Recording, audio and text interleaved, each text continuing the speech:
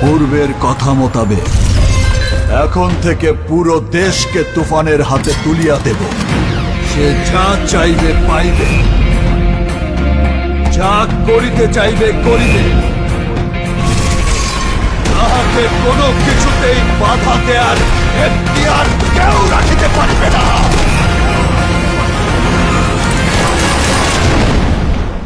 আর এর ব্যত্যয় ঘটিলে